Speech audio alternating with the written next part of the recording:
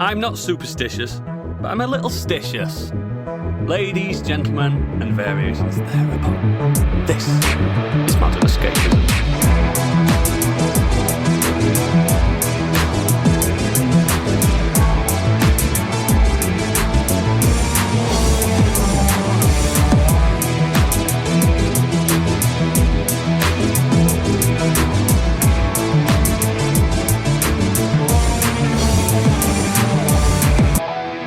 Hello and welcome to the show.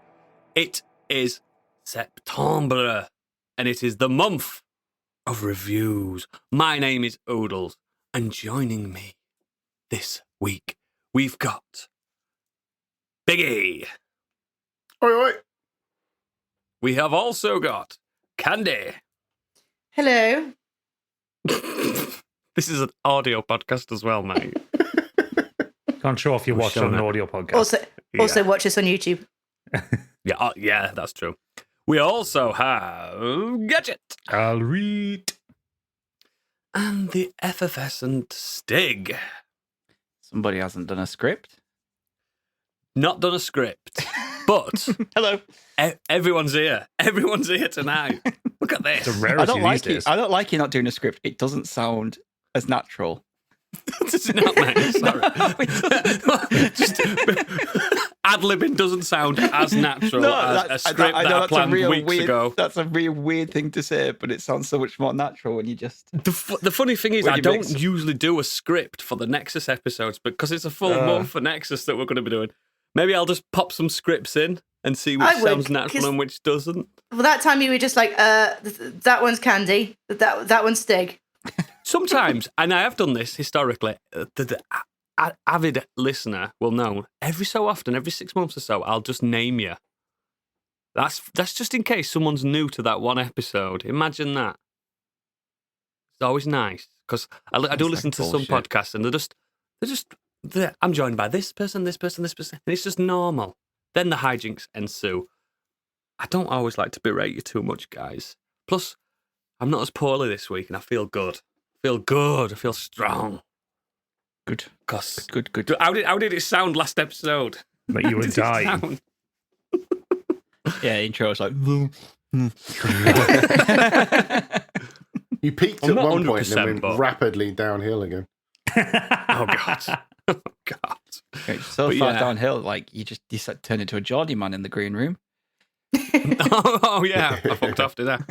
You did? Yeah. You let me, but- Candy, and Biggie do the green room by ourselves. It was chaos. Oh yeah, Stig weren't here at all, was it? Oh. No. I was in London, baby. Did you have a good time, mate? Shit.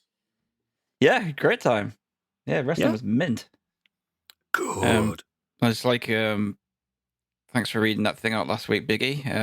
And yes, You're we welcome, did a couple of times when it got darker, the whole stadium did light up their torches for Bray Wyatt, which was really nice.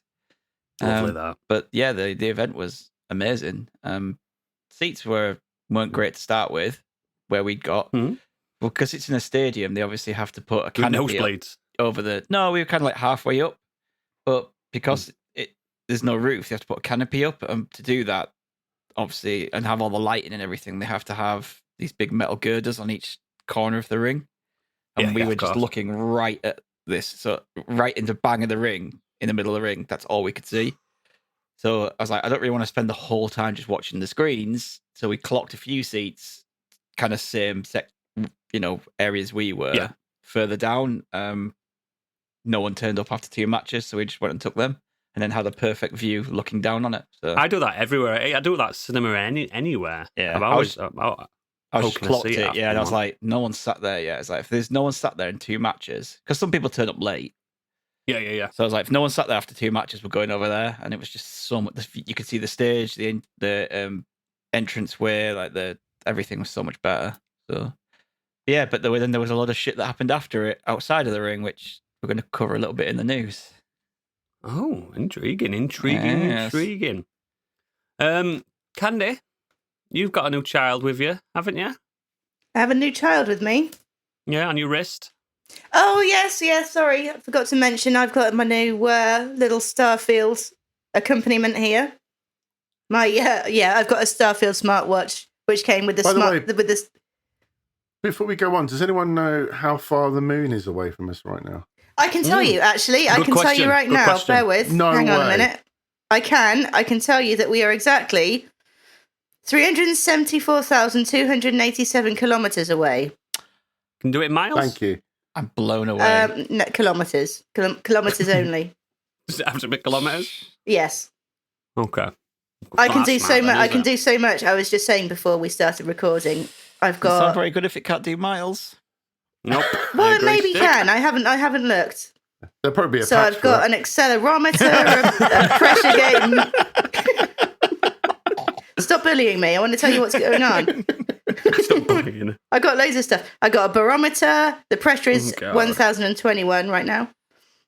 I've got an And accelerometer. 1,000 people listen to this looking at their Apple Watch or their smartwatch going, yeah, mine's got that. too." Don't ruin this for me. I've got a magnetometer that measures the amount of tomatoes in the air.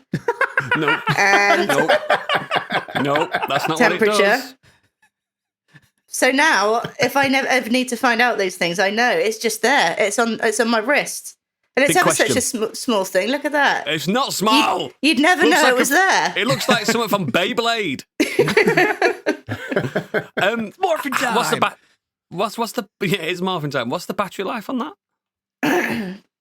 Anyway, so moving on. Yeah, far so. Far so. It's just a big lump of fucking plastic. It just works, We'll watch- Noodles. Just leave. We'll leave it watch alone, just battery works. inside it. It's got two 7As in there, little tiny little fucking. We'll get an update Oh, later in the pod and find out exactly if it's still on. Yeah, It is won't be. 100% now, but I just took it off the charge. I'll tell you at the end. Just charge it especially. Anyway, we've been going on about this fucking watch for too long. I tell you what I that love watch it. doesn't do. It doesn't tell us the news. Biggie, it's time for Biggie's breaking news, innit, mate? You may already know, but he doesn't, because it's time for Biggie's Breaking News. I like big news and I cannot lie. You other brothers can't deny that when Biggie walks in with an itty bit of updates and a big round ball thing in your face. Right. I always forget he does that. I always forget, and when it turns up, it sneaks. It's like a pincer attack on the sensors. Hollywood Actors Union eyes video game strike, which of course we all saw this coming. The union representing actors in the US is now looking to authorise a second strike against major video game companies. Talks between SAG-AFTRA, which is the acronym, and companies like Activision and Electronic Arts have reached a stalemate. The union said Which is the acronym. SAG after, which is the acronym. That was the most. That just sounded like thingy. What's his name? Steve Coogan. Alan Partridge. What? Alan Partridge. Yeah, it was the most Alan Partridge moment I've ever heard in my life. Which is the acronym. Get it in the Lexus, mate. Come on. The union said on Friday, particularly on wage increases and artificial intelligence. Hollywood actors have been on strike since the 13th of July against major TV and film companies. Spokesperson for the game firm said both sides were seeking a fair deal. Voting on the second strike will be held between the 5th and the 25th of September. I think they should. I think they should strike. Get on, put them on strike. It's about time that they've got like the industry, the video game industry in general, has got a mouthpiece, really, and I'm all for that. Plus, Stig's backlog is screaming, "Yes, please strike, please." Same with the film, though. I have backlogs of both. Yeah, keep it striking, keep it coming. This should as well, because like the video game voice actors, like I'm not talking about like the stars. I'm not talking about like your Matt Mercers or your Nolan Norths or Jennifer Hales here. But like most of the people that do voices in video games, they'll get paid like a day rate of $200, $300, and that's it. They're No never seeing residuals at all. No residuals, no rights. Especially if they're doing like bit parts. Like you get some like voice actors who will do like 10, 15 voices in a game of just like random NPCs. There was that kind of famously there was that guy that did the voice, some of the pedestrian voices in GTA 5, and look at the residuals he'd have made, even if he'd got like a quid for every copy sold. Do you know what I mean? That man would have been fucking loaded, but no, he got like 100 quid for a day. Yeah. It's not fair. It's not fair. No, it's not fair. And it's like you see like the like for instance, obviously the big one, the minute Baldur's Gate 3, the voice actors are making like a name for themselves and they're being quite popular on social media. They're doing Yeah, I'm glad about cameos that. to keep paying the bills. Awful, isn't it? Like one of like the fellow who plays Astarion. I mean, he's hilarious. He's wonderful. But he's doing cameos because like even though he's one of the main voiced characters in the game, he's still having to supplement his income, which I think is shocking. It's disgusting because that is their job. They went to school for this. That's the profession. They're actors. They're paid money to be trained to do this. It's exactly the same as someone that's a fucking welder. Maybe it's not as hard physical work, but Well, no, do you get what I mean? It's, but it's Still, this it's is a their very livelihood. skilled job, though. it's a skilled job. It's a skilled job. but I also- can't act. We've all heard us act. We're terrible at it. But also think of the yourself. amount of sessions that they Might have be where they're great. doing like death sounds. Yeah, Like 4 yeah. hours of guttural screaming a day. That's gonna fuck your voice. That's a physically demanding role. Absolutely, yeah. Same as singing, innit? Like me at Yeah. work. Yeah. How many times do you fall over at work? The guttural dying sound. Oh, I thought you were just doing the Wilhelm scream every time you fucking fall down the stairs. Every time I send an email. But yeah, I spot it. Bring on the strikes. Next. Well, how much is the video game business worth? Well, Sakana, the market analyst, expect the US video game market to finish 2023 having delivered 3% growth, reaching 58.3 billion US dollars. That's just the US one. That's just the US one. There's bigger markets in China and Japan alone. Even more reason for them to be striking then in that case. Yeah, Yeah, and it's very much so. Europe as well. Fucking, it's I mean, it's a cliche, innit? It's bigger than the movie industry. Yep. But it is. It fucking is. You don't get On a- DLC for films. Here's some figures for you. On a comparative basis, PlayStation 5 is now trending 5% above PlayStation 4 and 87% ahead of PlayStation 3 in units sold life to date, while Xbox Series trails Xbox One by 10%, yet leads Xbox 360 by 6%. But Wow. the Switch has also continued to perform strongly in 2023, helped by the release of Legend of Zelda Tears of the Kingdom. In fact, the US lifetime sales of Switch hardware finally surpassed those of the Wii in the US market in July 2023. What, is that the best-selling console ever then? Or is it the PS2? PS2. Or the Game Boy? Maybe. Yeah. PS2's like astronomically big, isn't it? Yeah, the Wii's Switch not far off. Lifetime Had one. sales now trail Xbox 360 by less than 1 million units and PlayStation 2 by fewer than 5 million. Wow. It's catching up then. It could Must be topple it, couldn't Nintendo's it? biggest selling. Yeah, No, it has to be. surely. Yeah, well, Wow. because the That's Wii- 'cause the almost Wii- guaranteed that the sequel to that console will be a Switch 2. They're not that stupid. No, they had the Wii and then they went to the Wii U. They are that fucking stupid. Yeah, they're that stupid, aren't We were they? actually They talking are that about this stupid. on a Discord GBA about, micro?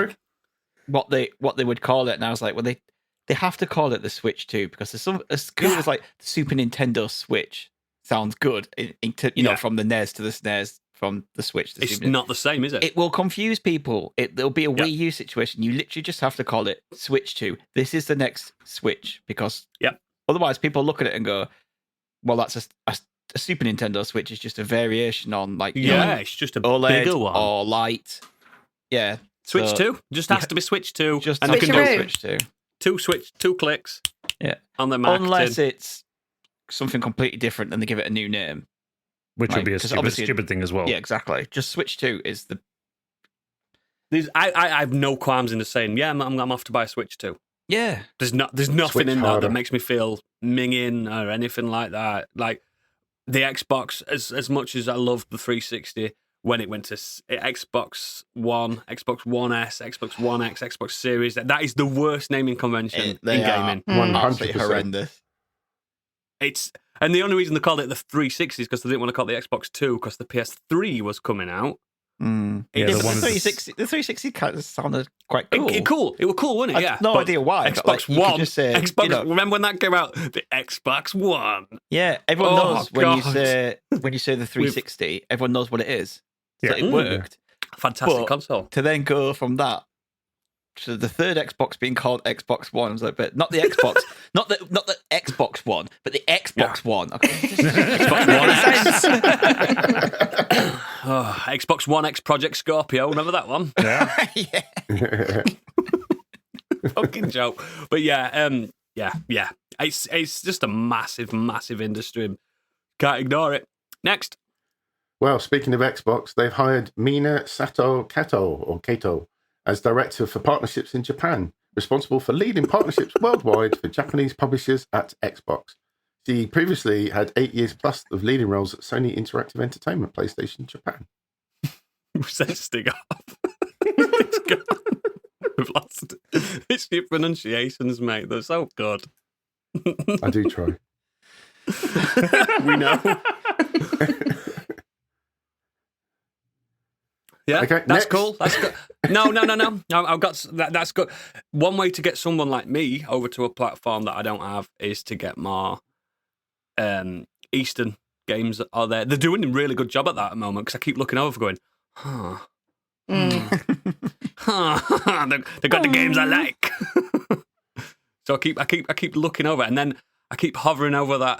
'Cause I keep seeing the Series S at 150 quid now, and I'm like hovering. I would But I may as well just save up and get an X. And I would hold I off on the would. S because Yeah. based on like Baldur's Gate. Yeah, what we talked Yeah. about last week. and what the other grumblings from with it, apparently S Yeah. kind of holding them Save, back a bit. wait for an X in it. Save up. Put money aside. Get an X for Christmas. It'd be a lovely Didn't little they, Christmas box, that won't it? Didn't they drop the price for the Series X already? I thought Yeah, they but had. not enough for me. I don't think so. Okay. Not enough for me. Or me, to be fair. If I go, if they can get the X to three I between mean, 380 and now they put the 400. I think they put the price up by 20 quid because I paid 450 for mine and they're 480 now. Fuck that. Oh, wow. PS5 went Is that up, with the so I game? wouldn't want to. That's with like Argos, Currys. Like they all have the same price. If it got to, if it got to a straight 400 quid, that's something I could justify. Hey, who knows? If you pay It really 490 quid, you can get it with a copy of Diablo 4. I know you're killing yourself for that one. Fuck off, mate. Fuck. I got offered a code for that, mate, and I refused it. Never. Fuck that. No. But yeah, okay. Next. Tell you who isn't dropping their price. Sony is raising the PlayStation Plus prices up by $40 joke, per mate. year. The new pricing goes into effect starting from September the 6th, in a couple of days. Exactly 2 Yikes. months after Xbox Game Pass prices went up.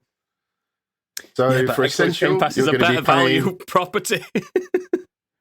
for 12-month subscriptions for Essential in the UK. You'll be paying $59.99. For Extra, it's $99.99, and for Premium, $119.99. Nope. I mean, if you actually break down what the Game Pass is a month for a The same full year, price. it's about the same price. But to me, you just get more with the Game Pass. Next week, well, this week when it comes out, I'll be able to play Starfield, and if I don't Yeah. like it, You haven't I've wasted spent any money. nothing. Like it's part of my subscription service, and if I love it, then Yeah. I've got an amazing game out of my like. I agree. Out PlayStation, of I it. think, on their PS Plus Essential plan, however it's called, they've had 3 day drops, haven't there? There was the Stray, Stray. there was Sea of Stars recently, which I'll talk about that in a bit, That was on and Xbox as another well. one. There was one other one that they've got day and date. Was it Roller Drome? No, Roller it Derby? No, wasn't. No, it wasn't Xbox. Roller Drome. It was I think. it was. There was another one there. That Cheer. Cheer. Yeah, That's 3 in a year compared to none of Game them, Passes None nearly of them are one a first month. party games. None of them are first party None of them. AAAs.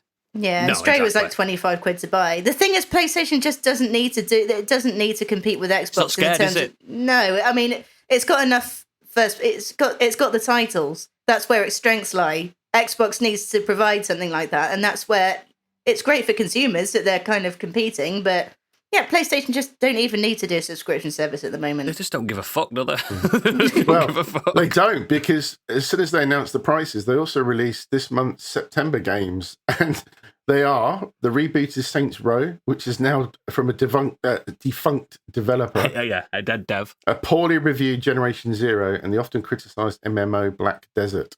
And Fucking Black nobody Desert. wanted these games this month. I mean, Black no one bought Desert. Saints Row when it came out. No one's wanting it for free. No, definitely not. I was interested in that Generation Zero, whatever it's called, and then I saw the reviews and I'm like, no. Yeah, good concept, poor execution, I think. I just don't. I'm unlike Biggie. I don't have an expandable SSD. I just don't want to waste the space. Game You know what I changer. mean? And I don't want to pay for PS Plus either. Fuck that. Sounds like a right rip off. What's the minimum tier on PS Plus now? The normal online one. Essential. That's the £60 a year one. 60 quid. That's a game. I mean, it is, but it's also what, £6 a month? And you're kind of forced into paying that, aren't you? If you want to do any online stuff whatsoever, you sort of have to pay that. Luckily, I They got did my that, Xbox as well. yeah. PlayStation used to be free, didn't it, on PS3? Yeah. Yeah, then they realized they could make money out of it. But also, the PlayStation 3's online was shite. I can't remember. I don't play online anyway. It was like current I Nintendo played a bit levels. of Elden Ring. Played a bit of Elden Ring with that month when it first came out, and I was doing the fight clubs, and then I just never resubscribed. I never have auto renew on anything. Mine auto renewed like a couple of weeks ago, so I got it at the previous price. So kind of lucky on that one. It's just what was it? It's like 40 quid once, and I would have paid that to like carry on playing Battlefield with my mates, and I just don't play enough with them. So I tried to get them onto Xbox, but it's not. That's the thing. Like every single one of my mates that plays games, it's not that many, but they've all got PlayStations. It's just no brainer. They don't even consider Xbox in their lives. It's just one of them things. That's why they're trailing behind on that aspect. But again, as a package, you can't argue with that Xbox, can you? But enough of that. Next. As mentioned, Volition are now defunct. The team has proudly created world-class entertainment for fans around the globe for 30 years. We've been driven by a passion for our community and always worked to deliver joy, surprise, and delight. This past June, Embracer Group announced a restructuring program to strengthen Embracer and maintain its position as a leader in the video game industry. As part of that program, they evaluated strategic and operational goals, made the difficult decision to close Volition effective immediately. To help our team, we're working to provide job assistance and help smooth the transition for our Volition family members. We thank our customers and fans around the world for all the love and support over the years. You will always be in our hearts. Volition Games. They didn't even make that last Saints Row, did they? No, they did. That was them. Did they? Yeah. And that's the one that's on PS Plus. What a fucking kicking dicks! I know. Exactly. Fucking hell. Oh, I don't like this Embracer Group. They frighten me. They remind me of like Cyberdyne or something like that. Yeah, they did a load of purchasing, didn't they? Well, yeah, they did a load of purchasing when they didn't really have the money for it. It's all speculative investment and stuff like that. And they didn't get will bring your money back. Yeah, like Dragon's Den shite. They didn't get this like $2 billion deal with the Saudis or Savvy Games or whatever it was called, which has then meant they've bought too much. They can't afford to keep them going. And so they've basically loads of people's jobs are just going, which sucks. Yeah, it really does suck. It's people's pensions and shit. It just upsets me. It really does. Oh, my heart goes out to all Volition people that have been affected and their families, etc., etc. But yes, it's a shame. Next. Rockstar Games Vice President, as of writing, Mike Unsworth has reportedly left the Grand Theft Auto 6 developer after 16 years. Unsworth's linked profile was updated to indicate the veteran developer had left Rockstar. Mike is an accomplished writer who spent over 16 years working for Rockstar Games as a creative lead on some of the most critically acclaimed and commercially successful video game franchises of all time, most notably Grand Theft Auto and Red Dead Redemption. Mm-hmm. He did help run that company then at their peak, really, didn't he? At their prime. Well, vice president of writing. Never better at vice president of writing, yeah. So he shipped 2 games, GTA 5 and Red Dead Redemption 2. 16 years, yeah. 2 games. Yeah, but 2 That's huge games. Oh, yeah. Yeah, that's all they needed to do. That's when you know you're the biggest. Actually, no, yeah, I've just seen that below where he's got his credits. Yeah, it's a bit more than that. Yeah, his credits: Max Red Payne Dead and stuff Redemption, like that. 1 and 2, Grand Theft Auto 4 and 5, Max Payne, and LA Noire. So is he leaving or retiring? Yeah, This is leaving. Just leaving. Oh. He's off to Xbox then, isn't he? Maybe snapped up somewhere then, won't he? Surely. Embracer Group. Been quite a few top level people go from Rockstar over the last year or so. I reckon this summer's going to come out about it then. Toxic environment, blah, blah, blah, blah, blah. I mean, they are in Dundee. Of course it's toxic. Actually, if I was Xbox or Microsoft, I'd be... You'd grab them, wouldn't you? Yeah, I'm trying just right. Come and fix Halo. We need a AAA. We need a AAA with some like top quality writing. Like we need a PlayStation kind of... You need that level. kind of person, don't you? Yeah. Yeah. You need a Neil Druckmann on the Xbox teams. That's what you need. God, imagine Xbox doing a single-player narrative action game. God, imagine. They've never done it, though, have they? Never done it. Next. No, nothing is on the level of PlayStation anyway. No. Konami's confirmed the PS4 remasters, the first two Suikoden games, will no longer release this year, as the studio needs more time to ensure the quality, performance, and gameplay experience our users deserve. The new date has not been announced, but it's expected in 2024. What series is it called again? Suikoden. Suikoden. Nope, Suikoden. Come on. Told you you'd get it wrong. Nope. Check it out. Check it. Check it before you wreck it. But yeah, I played the first one. I finished it. I loved it. I've not played the second one. Second one's even better, mate. If you love the first one, you'd love the second one even more.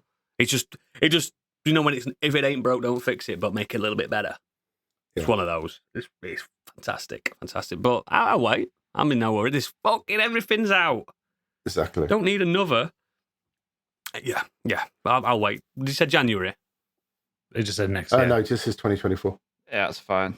Yeah. Too many games out this year. Too many games. They're good games. Next. Well, the first one's good anyway. It is really good, mate. You're right. You need more than 20 seconds to comply. As dear Robocop fans, we were blown away by the incredible response to the closed beta, which ran from July 3rd to the 9th. We've also heard your thoughts on areas that need a bit more polish to ensure an even better gaming experience. With that in mind, we decided to give ourselves more time to make necessary improvements to the game and address your valuable feedback. The new release date for Robocop Rogue City is now November the 2nd, 2023. People were saying it were good, weren't they? People were enjoying it. I don't think I heard anything about it. I didn't even know it was I having a didn't beta. know. Didn't even know it was going to be. I've seen the previews and stuff, but it seemed like every kind of in-game preview I've seen seems to be a machine pushed up to the max. Yeah.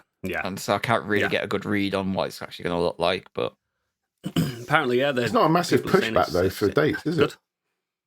No. maybe they just had a few Only a things to couple of tweak months. then. Like, yeah, exactly. It might, if the feedback was good, but it was like, this is great, but there's just this tiny little niggle. So, okay, we'll just... Too much clipping, there's too much this, too much that.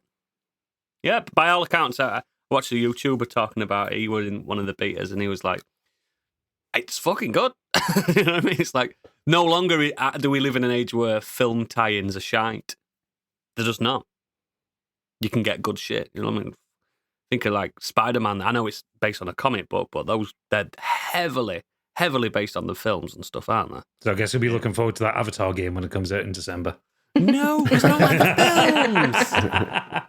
films. And it's an Ubisoft one as well. It is. Boo. What if it reviews like one of the best games of the year? It's like 96 on Metacritic. But then I'll also be typing in Google, how many towers do I have to climb to open the map? That'd be trees. Yeah, trees, sorry. I fucking hate that shit. Just give me the map. How many Smurfs do I have to sleep with? That's how you think. I ain't sleeping with none of them. It's disgusting. Next. Elon Musk drew boos and chants of bring back Twitter at the recent Valorant Champions Grand Finals after being spotted at the event over the weekend. It's worth finding the video of that because his face drops. It's great. He thought he was going to get like fucking cheered. His face drops anyway. Did he He's like really? Permanently dropped. It does look like it's like kind of falling falling off off. his skull. I feel guilty for laughing now. Like, I found that funny, but now you said his face drops, I feel like I've bullied him. Oh, man. Fuck him. He's a cunt. Mate, he bullies you. He bullies everyone he else. does. Yeah, he does. But, Fucking hell. Remember where his money comes from. Never forget where his money comes from. Yeah. What, you mean Blood. apartheid emerald mines? Oh, yeah, Yes, okay, all right. Those ones. Never forget. I don't like to think of people upset, though. It's Elon Musk. He's not a person. He's a billionaire. They're not people. Okay, fair. Watching videos of Nazi Germany going, oh yeah, but look how sad Adolf looks. Look how sad he looks. He looks really sad. He loved his dogs, though, Adolf. You're an animal lover and a vegetarian. How? He can't be that bad, surely. Fucking hell, man. No, some people are just horrible bastards and you're allowed to be horrible to them. Yeah, okay. I need to remember that in life. Yeah. Next. Coming for you, Oodles. Come at me. I deserve it. It's okay to be a gamer. Staying up and binging Starfield literally saved a player's life. A Starfield player has credited the sci-fi game with saving their life after they stayed up late to play it and was awake when their apartment complex caught fire. It wasn't their Xbox catching fire, though, was it? No. Yeah, it was. Turns out he'd put his watch on the charger, his Starfield watch on one of those charging parts, and it was setting on fire because it's just a big lump of plastic that shouldn't be that warm. Well, I can tell you how hot it is, actually. Oh, yeah. 55 degrees Celsius. Well, Like two people on this pod, this person waited for this game since the trademark rumours of 2015-2016. In anticipation, I pre-ordered the premium edition, waiting to play this game. On the night of the 31st of August, I decided to stay up and play as long as possible to experience this new universe. At 2:26 in the morning, while playing the game, I heard an explosion from my downstairs neighbour's apartment. I paused my game to see what was happening, and when I opened the door, I saw flames rising up the stairwell to our apartment. They said that because they were already awake, they were able to quickly rouse their wife, grab the family cat, and escape the fire with only minor burns. The cat survived. I'm happy about that. Oh, thank God. Yeah, I care more about the I cat hope over he saved anything. his progress before, though. It's not cloud, innit? Just hang on. It auto-saves, it's fine. Yeah, that's it's what I mean. cloud. It's cloud save. I've got to get to a checkpoint. I'm telling you now, if I were like stuck in a really hardcore Dark Souls boss and house on fire, I'd finish boss first. Telling you now. Definitely, 100%. Imagine that, Gadget, like that last boss that me and you did, and you were like, oh no, fire alarm's going off. Oh no, he's got a quarter of health left. We'd still finish it, wouldn't we? I just got this image of like everyone's out, everyone in the whole row of your street is out. Everyone's like, he's still in the house. And you're just sat there, and then the next minute you just dive out the window. Got him. Put your foot on the achievement. Yeah. And then everyone clapped. Yeah, and everyone stood up and went, he is the king of the non-gamers. Yeah, that's right. Next. Yeah, man. Over to the world of TV and film. David Grand says that Martin Scorsese and Leonardo DiCaprio's next film is The Wager. Follows a trial where a British crew survives a shipwreck, and 6 months later, another crew washes ashore, claims they were the actual mutineers. Ooh. I think it sounds interesting. awesome. Yeah. Right. Scorsese and DiCaprio. Yeah, they don't miss. No. Give me. Next up, Chris Hemsworth and Pedro Pascal will star in Crime 101, an adaptation of Don Winslow's novel described as in the vein of Heat. Amazon and Netflix are currently battling for the rights to the film. This'll be good. Couldn't they have found attractive actors to be in it, though? I know. God. They Are could you have got some complaining? good-looking people, couldn't they? Be so terrible to look at. I think it's Awful. a story about like a guy tracking down a cartel guy. So, yeah. Well, if it's true, Bang into then it. yeah, it'd be I great. wonder who plays who. Maybe they'll switch I it. wonder. Yeah, that'll be the twist at the end. Yeah. Yeah.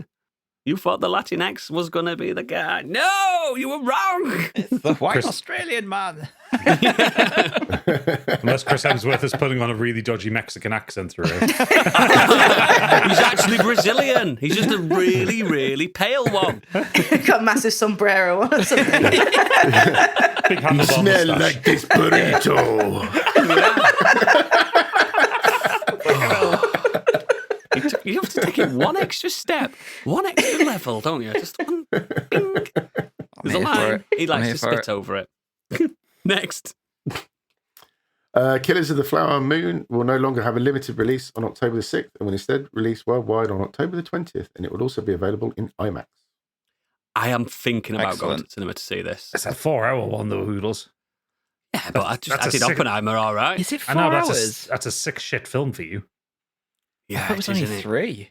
No, I'm it's sure. 4. Sure, right? It was I'm pretty 4 sure hours. it's. Yeah, I thought it was 3 and he had a 4-hour cut.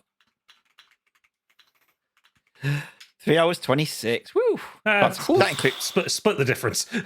yeah, that includes credits. Oh, though. Always, poos. always take off 15 minutes of credits. Do you know what? When I've noticed with these longer films now, I literally don't go in as soon as opening time because I'm not sitting there watching trailers I've already seen for fucking half an hour. Yeah.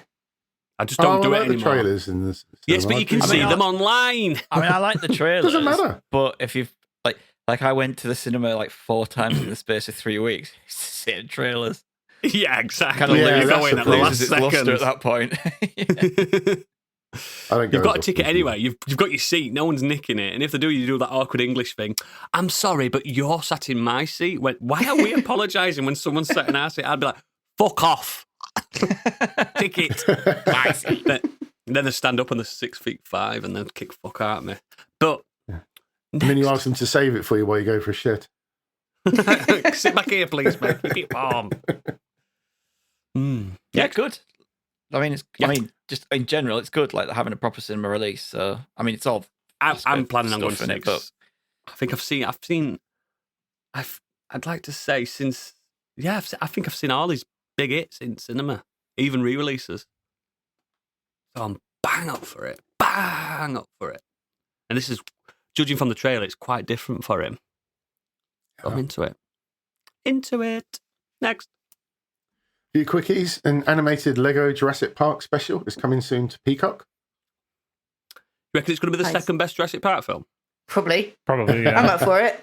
The If Lego it's in stuff the does vein tend of to the be quite Batman good. ones, yes. Yeah, I like the Lego. I like Lego Human Me. I've been playing the Lego Harry Potter that Kurt bought me because he's such a nice boy and it's fucking funny, man. It's funny. I have to wait. To carry on playing the Lego Harry Potter because I've not got past it in the films. So I just stop. But yeah, I love Lego stuff. I like the Lego film. Liked it. Well, the first But then- Lego film was good. The second one wasn't. There's a second one. Yeah, It's not worth it. It's not as good. No, Lego Batman was really good though. I really like that. Yeah, I one. love that. And Love that one. the comedy in the Lego games is great. Yeah, I'm up for this Jurassic Park Lego universe to kick off and save it from a one-trick pony. 'Cause that's what Jurassic Park is, a one-trick pony. Really Plus, is. Plus, if you like Lego toys, you'll probably end up getting some Or new dinosaur. Jurassic Park stuff. Yeah. Oh my god, Jurassic that. Park Lego. Yeah, I'd like the gates with the car. You Yeah. can buy the car. Yeah. Next. What I'm interested in, the first trailer for David Fincher's The Killer has been releasing November the 10th on Netflix. Well up for that. It doesn't Looks really good, give doesn't much it? away though, does it? I can't. But it's No. the atmosphere. Yeah, I don't Yeah. think I'm going to watch any more trailers on it. It's gonna go in. blind. Yeah, because I like his films. You're a fan and anyway, yeah. I just don't want anything to be given away, so I'm pretty happy to, just go into that as Yeah. blind as possible. Well, speaking of things you like, Arcane Season 2 is coming in winter 2024. Don't like that date though. No, No, no. sooner. Do not like that date. Do you think it means this winter? Maybe January. I would have said January. Actually, you make a good point. In our heads, winter 2024 is back in the next year. But Attack on Titan did that. They said winter 2022 or something, and it And came it out was in February. Yeah. Yeah. So Still winter. fingers crossed. They mean the January. There's two February winters time. in every year, guys. Don't forget that. Yeah, forget that it actually travels over to the following year. But why can't they Yeah. just say, if that's the case, why don't you just say fucking February or January? I still haven't finished first season of it. What's wrong with you, man? Get it watched. It's incredible. How far did you get? I can't remember. A few episodes in. Start it again, Oodles. That again, if you're not getting to episode 3 and be like, right, episode 3 is incredible. Mm-hmm. Oh, I've seen episode 3. I know the little twist, inverted commas, and blah blah blah. Yeah, I know the time jump and that. But it's that fucking theme tune at the beginning, man. Kills me.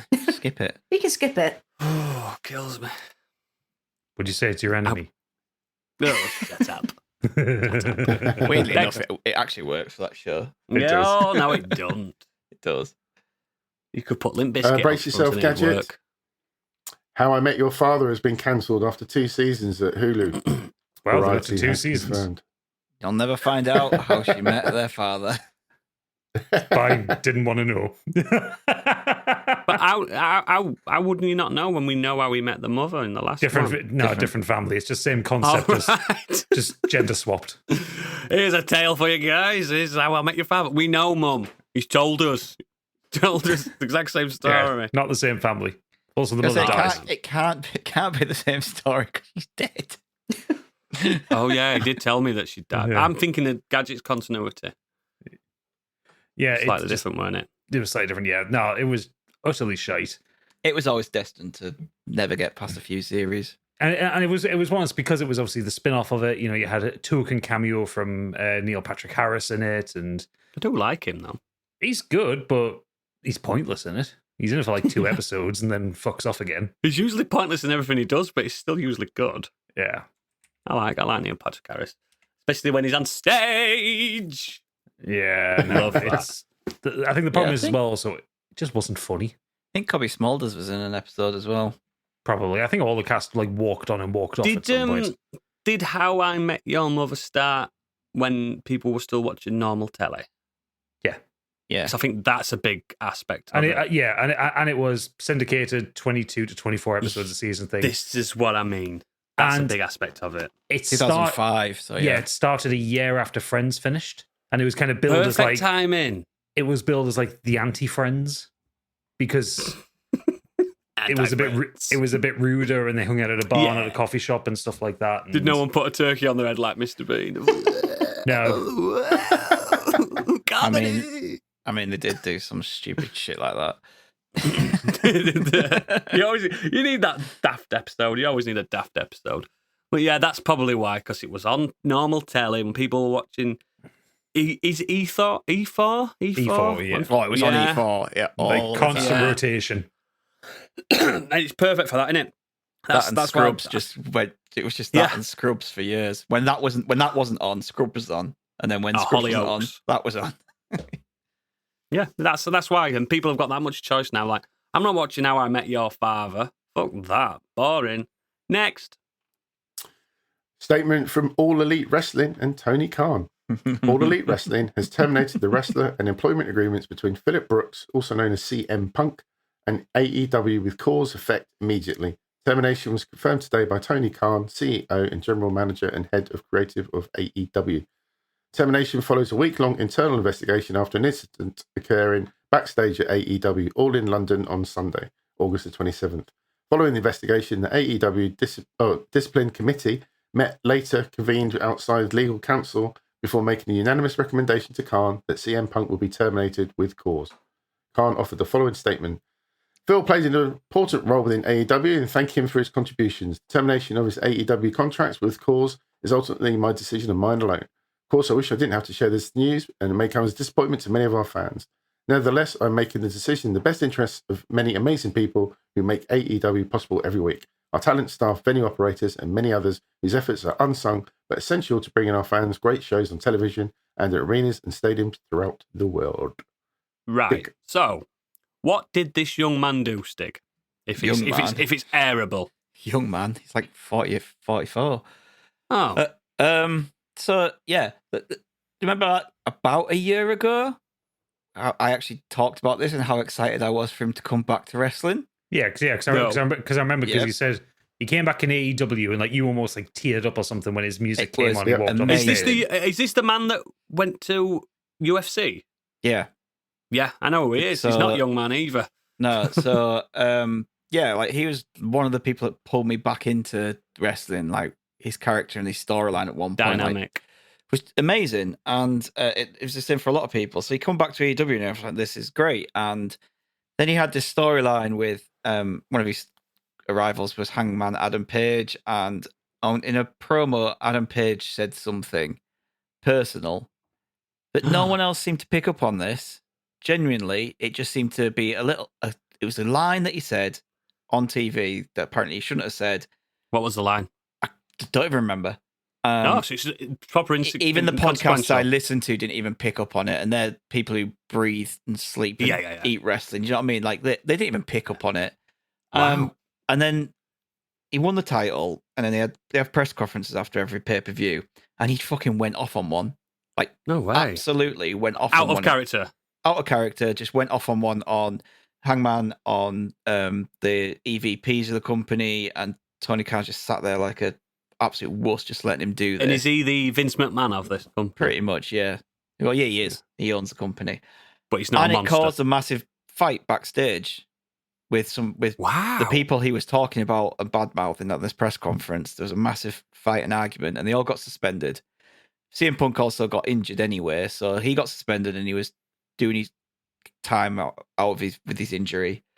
Yeah. He comes back. they've got this new show, Collision, on Saturday night. So he's over on that show. The people he was having a Barney with are over on the other show. So they don't have to keep them apart. Yeah, keep them apart. Doesn't I get matter. Like, and then last Saturday, there was a moment in one of the matches where Jack Perry, he was having a street fight and he knocked on the glass window of this limo, and he said something along the lines of "real glass." See, it's like Crimea River, and that was a reference because he wanted to do a spot with some glass, and CM Punk told him you can't use real glass, you have to use fake glass, and Obviously. he was being a bit all like bravado, like basically saying "fuck fake glass, I'll use real glass," and he did this spot where he landed on the glass, his back on this windshield, real glass, and then. As he's walking out, finishes his match, CM Punk's match is next, and they come past each other, and then Punk gets in his face about it and literally swings for him, then puts him in a chokehold, and a massive fight happens backstage in front of Tony Khan, in front of who is the boss, at which point a load of production equipment gets knocked over, some of it landing on Tony Khan, some of it landing on other people. This is all kind of what we've been told. Apparently they've got footage of all this as well, and from all this, yeah, they both got suspended, and then he's been sacked. Yeah. Right.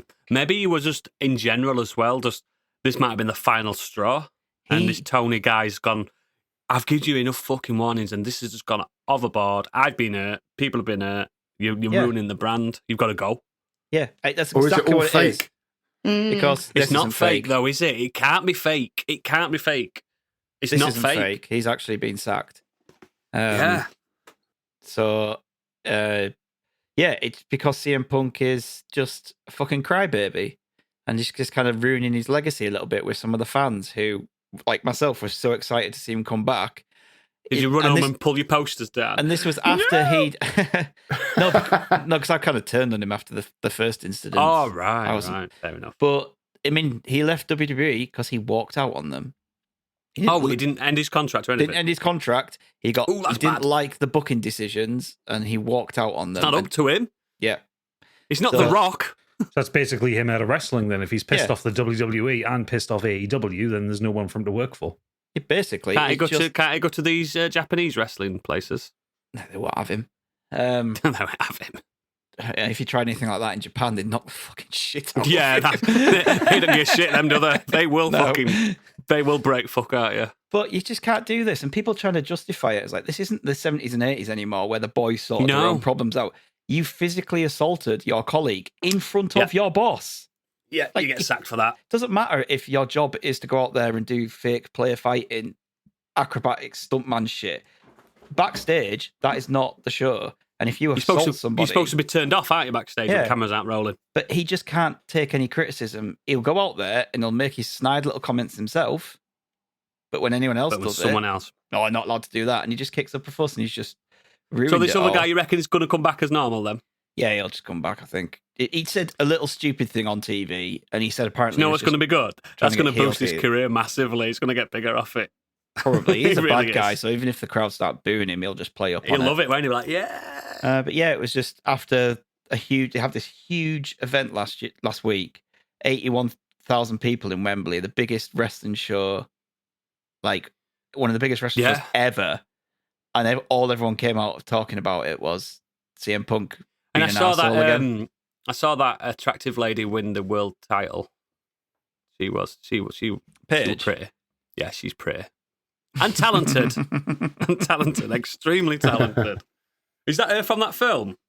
That's who the film's about, yeah.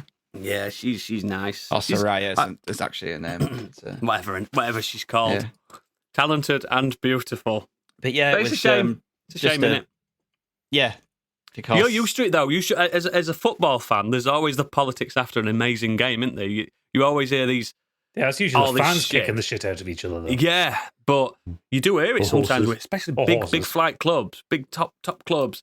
You'd always hear like, "Oh, it was a fantastic match," but let's just talk about the backstage shit that happened in the locker if rooms. it happened in a football match, if one guy kept getting in fights and walking He got out, sacked.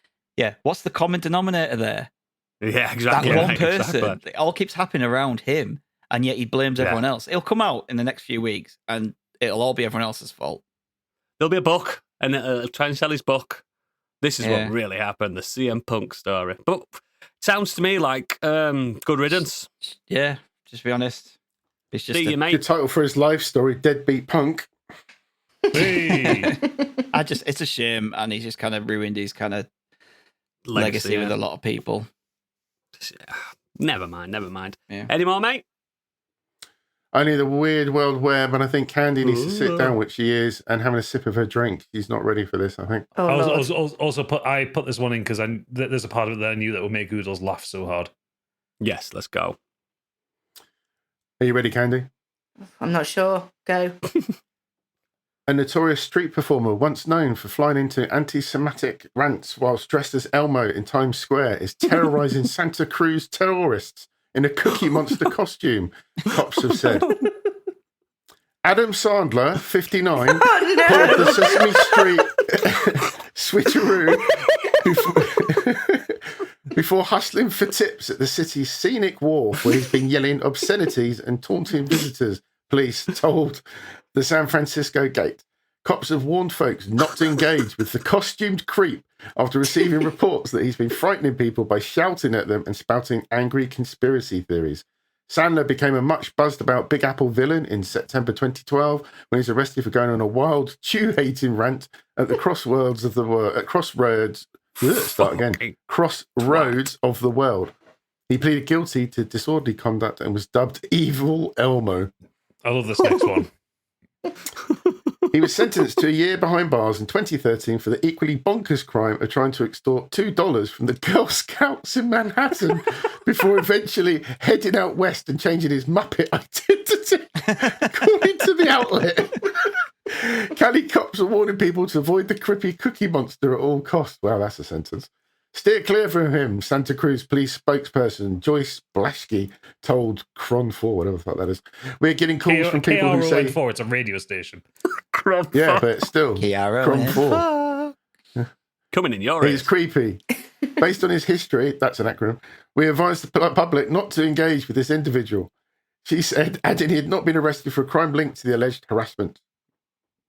Wow. The street performer, Right. who There's a sometimes lot. goes by Dan Go on. Sandler, was busted in 2014 in San Francisco, where he sometimes worked in the costume at the Fisherman's Wharf. That's enough. There's enough to... I Sure. hope he Sure. goes to jail in his suit. Like, I just need to, I need to wandered around unpack as a the Cookie few. I Monster. need to unpack a few bits of this story. Right. One, elephant in the room. Adam Sandler. Yeah. Sounds Not very that- Jewish to me. Yeah. Also, not that Adam Sandler. I was about to say, Point has he that gone out against there. his Even though he's people about the same already? age, he's not that Adam Sandler. Okay, that's one. Two, Jim Henson. Know what his faith was? Anyone? Can anyone guess? Could he have been of the Judaic front? Yeah, correct. So, again, you're picking your bad mascots there, unless it were ironic. I think Three, he's a lunatic, mate. I don't think Yeah, there's anything that three. goes behind don't this. ever spout that kind of rhetoric from a Muppet. The Muppets are sacred creatures, and I love the Muppets, and they are not anti-Semitic. None of them are anti-Semitic or anti-anything. They are Muppets. They are pure. They are the best of all of us. And four, did you say he was in Florida? Nope. New York and California. That's a shame. It's usually a Florida man, that one, It's isn't usually it? a Florida man, yeah. I think it's too humid in Florida to wear one of those suits. So he's been on tour then if he's doing New York and California. He's doing his anti-Semitic tours. There is a really kind of like, that morbid curiosity thing. I would love to see a video of that of when he was arrested in 2012, where he's Jew-hating rant at Crossroads dressed as Elmo. There's something about that. I just kind of want to see the video of it. I am almost with the voice, certain. though. With the voice. I am certain. And I probably. final solution. Oh Jesus God! Christ. God! Fucking hell. No! Elmo's final solution. This is Mein Kampf. Podcast title? No, No, I'm let's not get almost. the podcast title. I am almost sure there was a scene in Sesame Street where Elmo went to temple and he had all the regalia on. I'm pretty Yes, sure yeah. that. He's done that, yeah. So Elmo's probably Jewish as well. That's I mean, Elmo's made of red felt, mate. He's whatever the actor wants him to be. it's just I think this is fucking preposterous. And I thank you for bringing this to the table because I needed that. Give him the fucking chair, mate. Give him the fucking it was chair. it was one of those news stories that happened upon it on Reddit, and as I was reading it, it gets stranger and stranger and stranger. Stunning. That's a stunning bit of art. That just fantastic. Can't be topped. When we do an episode of Best News Story of the Year, it's number one so far. Number one. Oh, Nazi Elmo. Yeah, that could be the title. I think we've had Nazi in the title this year. I think we should stop doing that. We can start talking, aren't they? But yes, let's move on to what we're going to be doing this month. Lots of stuff's coming out. So we just thought, I just said, look, right, there's loads coming out. We've got loads to talk about. Let's have a nice chunky month of Nexus. Let's just Nexus that shit up. I mean, we will have a patron's choice, so there will be a feature this month, whatever you idiots pick. But yeah, let's just Nexus this shit up and have a good time. We know you all love it. And I want to know, I reckon there's going to be a tag team on this one. Potentially. There's two people here that have been to space this week. I think you two should start. Yes, both Candy and I have been to the one place where capitalism has not ruined it. Spice. Do you know what? When I started this podcast, this was one episode I've really been looking forward to because Starfield was announced before I started. I knew I was going to be playing the absolute shit out of this game. Starfield was announced in 2019. Yeah. You were in the room for Next. Give them, let them have their time. Let them have their moment. Can you imagine though if Candy just went, I don't like it. Yeah, it's all right. I guess it's all right, yeah. 7 out of 10's pretty accurate. Let me go. Do you want to guide us in this one, Yeah, Gary? I'll do the leads. Baby. Oh my God. I've Feed been me the looking field forward of to this. stars. I'm all ears. I'm keen on this game. I'm deadly keen. That said, I will try and keep as critical a head on it as I possibly can, knowing that I've been absolutely busting for this. It is a busting a thing nut for for you. this. Instead of thinking that it's your husband that made this game, think it's Nazi Elmo made this game, so you can kind of you're not biased. Then you're not biased. Okay, right. Nazi Elmo. No, I'm not going to think that.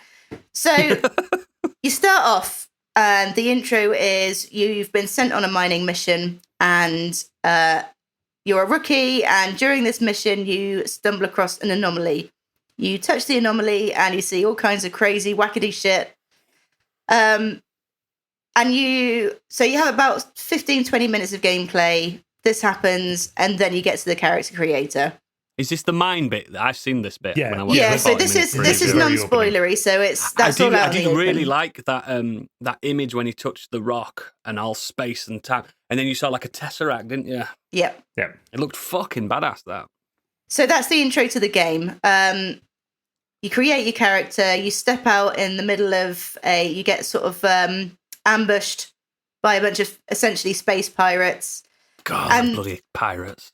Then a representative of Constellation comes down, thinks you got what it takes, and just randomly gives you a You spaceship. got Maxi, kid. You got spunk. Gives you a spaceship and a robot that we now call Tesco. Tesco.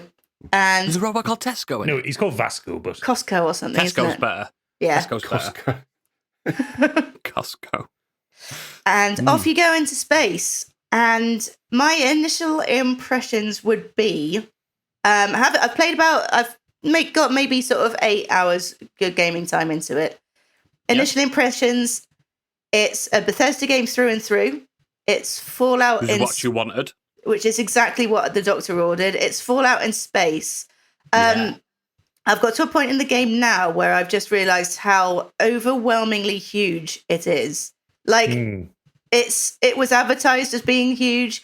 It really is. So I've had to go to a couple of different constellations. You can't just go from one constellation to another. You have to take stop-offs on the way. So I've kind of skipped between 2 to 3 constellations to get to where I'm going, each of which has maybe 4 to 8 planets. Each planet has a couple of moons. You can land on them all. Star systems and stuff. Yeah, you can land on them all. You can go to them all. There's, as you go along, you'll be given side quests, activities, adventures you can go off on, and it doesn't hold your hand in terms of tunneling you down one route. If you want to stop off at a moon, you can. What you want, though, innit? That's exactly what you want. Yeah, you can. I can see myself, and I've barely scratched the surface of any of the game's actual, the different mechanics that you can get. So I've done no shipbuilding, I've done no crafting, nothing whatsoever. I've just been mainlining the main quest, with the exception of stopping off in a couple of planets here and there, just to sort of... I've seen a few people say they recommend doing the quest first. The impression I get with this game is that and with a lot of Bethesda games, the main story isn't the good part of the game. Yes. So it never might be has a been, case. has it? Yeah, it might be a case of getting the main story done to then open up the various different mechanics that you can get to. Bethesda games have never classically been super hot with storylines, I don't think. But yeah, I can honestly see myself spending hundreds of hours in this game. Cool. Gameplay-wise, again, it's Fallout in space. The only difference is the names of the items. So it's a case of, okay, so that's the laser rifle, right? That's, that's the health thing. That's what that's called. There is no difference other than you don't have VATS. The gunplay is very good, surprisingly so. This is something that I dreaded. Not being somebody that's good when I watched it, didn't I?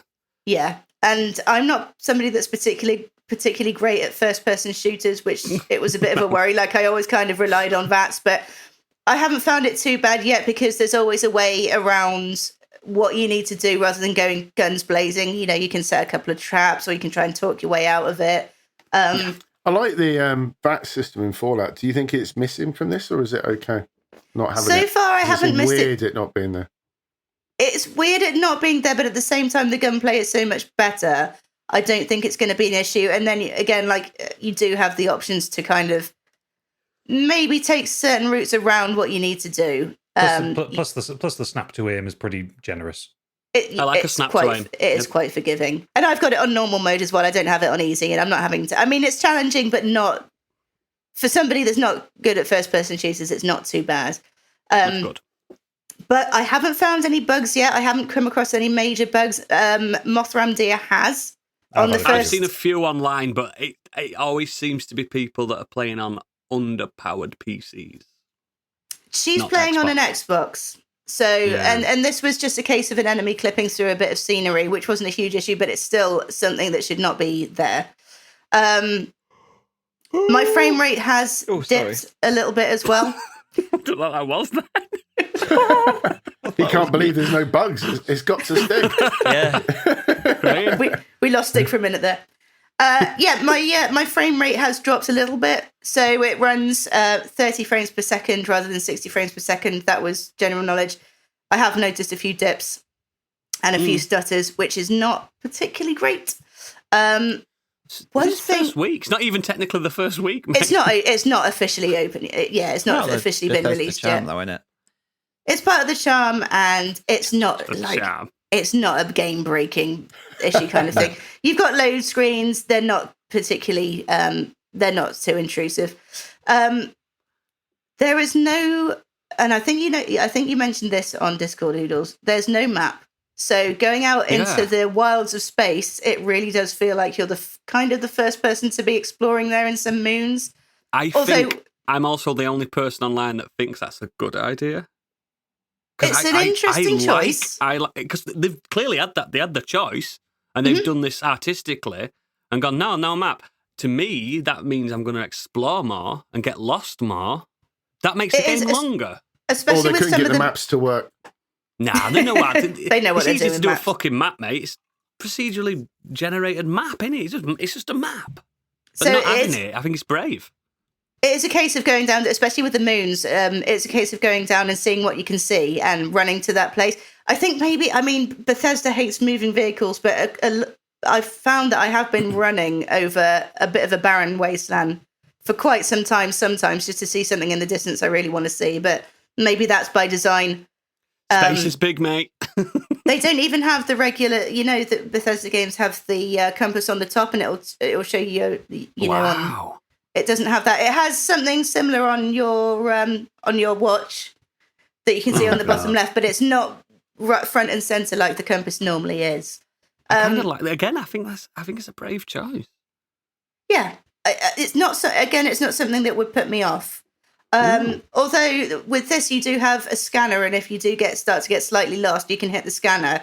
Not only does it scan wildlife and stuff, so you can learn about wildlife, you can see what metals. This is where it goes a bit No Man's Sky. You can do like metal farming and stuff. This is what I was talking to my pal about this, because he's like, oh, I prefer No Man's Sky. And then he mentioned, oh, there's no map. And so I went, there's no map in No Man's Sky either, mate.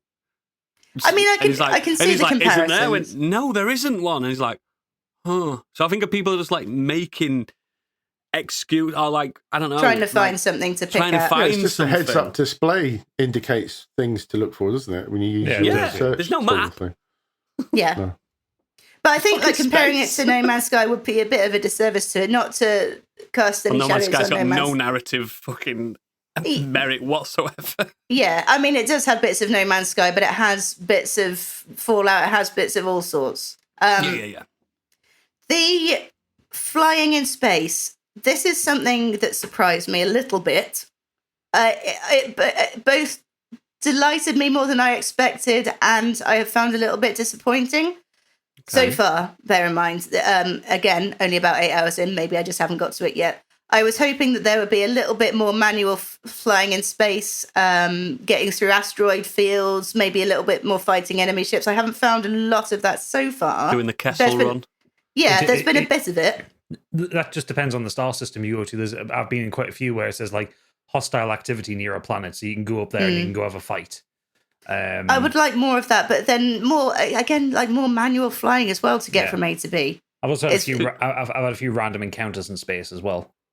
It's all about loading screens to planets, isn't it? You don't land on the planets yourself. It's all A lot of people online seem to have gotten the wrong end of the stick with this one. They were expecting a No Man's Sky. I don't think they never said that you could do that, did they?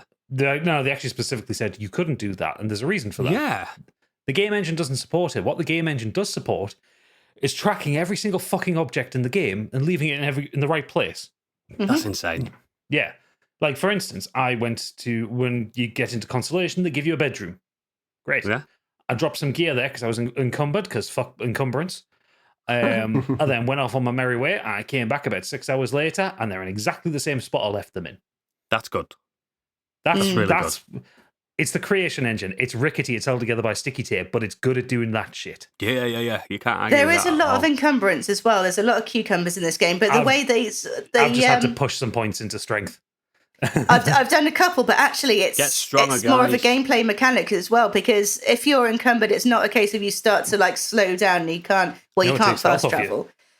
It takes health off you, kind of like the way RADs work. So it's you'll go through your normal O2, and then you'll start building up CO2, and so then it will take health off you. Yeah, so that's cool. But going back to the flying, a way that it did delight me was it's almost a flight sim in ways that you have a finite amount of power, and what you direct the power to isn't fixed. So you can, if you're in combat, you can take power away from the thrusters and put them into your like shields. Star Trek. Yeah. Mm-hmm. It's basically that Elite Dangerous way of doing it, where you've got. It's done in a more basic way than Elite Dangerous does it, but you have full control over the power output of your ship. Panels, and you can put them up and down. Yeah. I'm banging to that. Or if you're fighting a ship that's probably not that strong, you only need to put a couple of ticks into your lasers and keep the rest on the shields and engines so you can keep up with them. Stuff like that. Okay. I like that. And then once you have defeated a ship, you can then dock it, which was a bit of space fucking docking. Cool. Yeah, nice. Space docking all the way. So, and then you walk around their ship and bang into that and steal it if you want. Oh, you can be an absolute Klingon. You can. Absolute Klingon. So, most of my thoughts on the game so far, I think I'm a little bit further than Kennedy is. Of course you are. I'm largely in agreement with her. There are a couple of things I don't like about the game, and it's kind of niggly stuff. The inventory system is fucking shite. I hate it so much. Mostly because it's really hard to see how much ammo you've got in your guns. Oh, that's not good. Yes, so it is from the inventories. Yeah, a couple of times I've been caught in firefights switching to another gun. I was like, actually, I've got the bullets. It doesn't say the bullets on the actual gun or anything like that. It does when you take the gun out, but not when you're in the inventory. Yeah. So it's fiddling farty. It's a little bit filly-farty. Some of the writing is like laughably bad, like especially in the opening couple of cutscenes. Like even just the whole premise of like you got what it takes, kid, and you just get given a ship. I was like, what the fuck's wrong with you, mate? All you've done is see me murder some pirates. That means he's a baddie, mate. Don't trust him. Oh, everyone's a baddie in this game. Don't get penisy. But other than that, like, there's not really much to dislike about the game. Like, the people kicked off online about the space flight. It's almost exactly the same system as Knights of the Old Republic. Yeah, that used to do the same thing. Yeah. Just go in a menu, pick a planet, go. Yeah. And you can do a little bit of flying. But Mass Effect did that. No one complained about that. You could not pilot the ship in Mass Effect. You had someone to do Whereas it this, for you you. actually can pilot the ship. Like, if you want, you can fly across a star system. It takes you as long as it fucking takes you. Space is big. Yeah, space is big, man. It's a big old place. Scary place. But what I like about it, it's got that same kind of Bethesda sense of humor about things. You'll enjoy it more than you enjoyed Star Trek Skyrim Moodles, because you're not floating. You're not floating around. You've actually got some head bob. You feel connected to the world. Mm-hmm. You don't have a body though, which annoys me. You still look down. That never bothered me. Never bothered me. I've played loads of games like that. Yeah, like Deus Ex. You didn't have a body on Deus Ex. Yeah, true. The guy who plays Adam Jensen plays a Wish.com cowboy in this game. Does it? With a terrible beard, because the creation engine cannot do beards. I love him. I just did that. I just did that storyline. That's the guy who played Adam Jensen, which threw me for a loop for a minute there. But generally, the presentation is good. The planets are, like Candy said, a lot of them are quite barren, but when you get to like populated ones with cities, they're really impressive. Like, especially when what I've seen online where you can't explore the whole planet. No, you can, but you can't do it in one shot. Like so every time you look, areas, there's maps. Yeah, and they're quite expansive. They're like 4 or 5 square miles. Like, it's quite a lot of space that you get. Why would you want to do it? Yeah, like you don't want to like walk the entire circumference of a dust bowl. You're a fucking loser if that's what you're wasting your time on. But what you'll eventually reach an invisible wall, and it'll say you're leaving the play area. What you can do is go back to your ship, launch back into space, go a little bit along, drop back down, and it generates a new map. You can explore the entire planet that way. Yeah. It's not No Man's Sky seamless, but then again, in No Man's Sky, who the fuck walked around an entire planet? Nobody. Not exactly. Not a single person. You can put a waypoint and it says, time expected, real time, 48 days to walk around this planet. Like, why would you bother? Exactly. Someone out there will. Yeah, Costa will. Loser. A lot of the complaining and griping about Starfield, let's be online, seems to be just really weirdly bad faith. The funniest one I've seen, because, and we all know it's them internet people again. Them their internets. Yeah, well, when you create your character, you can set their pronouns. Apparently, this means it's the wokest game in the world. Oh, literally unplayable. Not even the first game to do that. No, but it's the first high-profile one. You could do it in Cyberpunk, couldn't you? Yeah. You can, set your pronouns. Yeah. You can do it, and you can do it on loads. But some don't even say male, female now. They say Type A, Type B, and Type C and stuff, don't they? Salty PlayStation fanboys. That's not even that, mate. It's just fucking pricks. It's ridiculous. The thing is, actually, and unlike a lot of Bethesda games, the character creator's really fucking good. You can do quite a lot with it. Like, someone's made Todd Howard in it. Candy looks like Candy. Yeah. Like, I've made myself like Candy. Like, it's ridiculous how good that is. Well, I was just saying before we started recording, actually, like, I'm quite lucky because I got the kind of face where as long as I can make the face short and the cheeks wide and loads of eye makeup, Stiggs that's is me. Always first default option for Stiggs. Any game. Don't take me long to create one. It takes him a second to do it. The trouble is, though, when you've made a character that's so uncannily like you, is when you do the death scenes, it's like, oh, that don't look good. You're taking on that pain. If you're doing it that way, you're role playing as well. So sometimes you lock yourself out of something cool because, like, I wouldn't do that.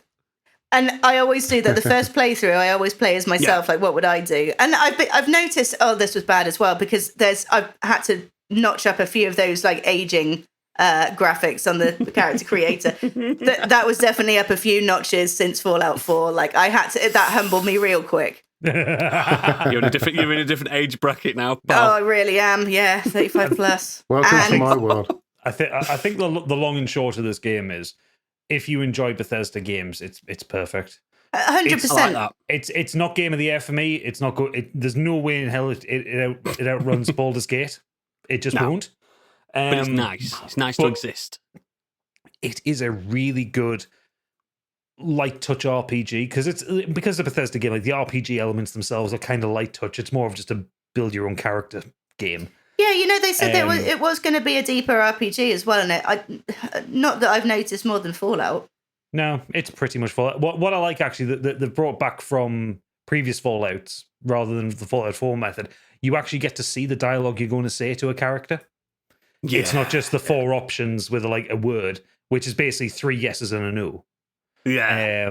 This you actually get like the proper lines of what you will actually That's what you say. want to do, innit? That's what you want. And you don't have a voice, so you don't have to rely on weird voice acting. Cool. I'm conscious on time on that one, but I want to jump off the back of this Bethesda trek because I did something this week. I've finally done it. I've got past the bits in Skyrim that I couldn't get past. I've been playing Skyrim, guys. Yes. I wanted to feel some Bethesda love while everyone was feeling Bethesda love. I am 20 hours into Skyrim now. Ooh. Gets better, doesn't it? The surface has been scratched. Oh, the opening to Skyrim is shite. It's boring. It's just crap. It's like, so much walking and crap experiences. I'll give you a brief chat. I'll chat more about the Skyrim stuff in the green room. So if you're Patreon, I've got a great story to tell you about my Skyrim time. But the bits that I always struggled on when I first started was the combat. Now, I've alleviated that massively by being more ranged and using magic. And I feel like the game pushes you towards that because it's way better experience. But I'll talk about Skyrim a bit more in the green room. I want to talk about a game I am reviewing and a game that Gadget kind of reviewed last week. Here's the definitive Armored Core 6 review.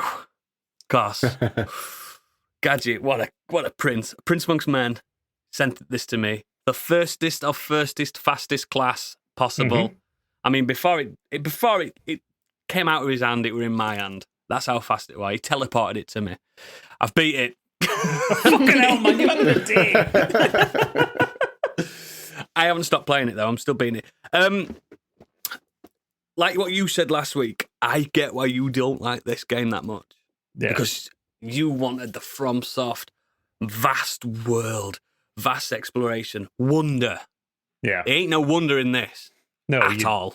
Dropped in a map and so go kill them lads over there. There's nothing to explore for. There's nothing to pick up. There isn't even a pick up button. You don't pick anything up. You don't do anything like that. You shoot, you dodge, you die, or you survive. It's a 10 out of 10, this game, mate. It's fucking brilliant. It's absolutely fantastic. It is also what I said last week. It's an excellent game. I'm the problem with it. Like, the game has done nothing wrong. How far did you get? Can you remember? I beat the final boss of Chapter 1. Oh, yeah, the big circular thing. Yeah, but the point where I'd properly gotten fucked off with it, and I only beat the chapter just out of pure spite. Pure spite was I think it was just the mission before that where you've got the invisible teleporting guys with the sniper rifles. Yeah. Fucking hated that. That was a terrible mission. Yeah. Luckily, they don't come back. So nah. And this is not a flex, not a game of flex. I died once throughout my run. It's a little bit too easy compared to the last, but I know what they've done. They've made it accessible Armored Core.